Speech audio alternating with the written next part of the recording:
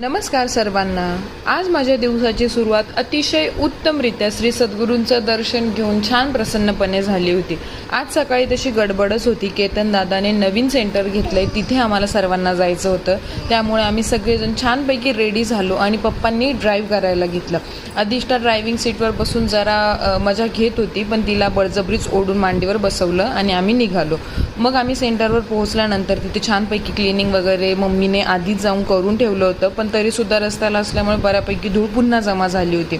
मग आम्ही पुन्हा झाडून घेतलं आणि छानपैकी अशी छोटीशी रांगोळी काढून मी आणि मावशीने मस्तपैकी थोडी का होईना सजावट करण्याचा प्रयत्न केला.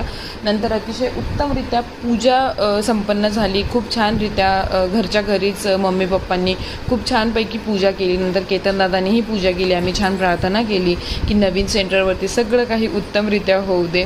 आणि श्री सद्गुरूंचं दर्शन घेऊन केतनदादाचं काम ऑलरेडी सुरू झालेलंच होतं. तो त्याच्या कामात व्यस्त होता. तोपर्यंत आम्ही सगळ्यांनी इथे सगळ्या काही गोष्टी आवरून घेतल्या आणि नंतर मग आम्ही छानपैकी असं फोटोशूट केलं एकत्रितरित्या. नंतर आरती वगैरे झाली. छान मस्तपैकी पेढ्याचा प्रसाद खाल्ला. ते पेढे इतके ताजे आणि मस्त होते.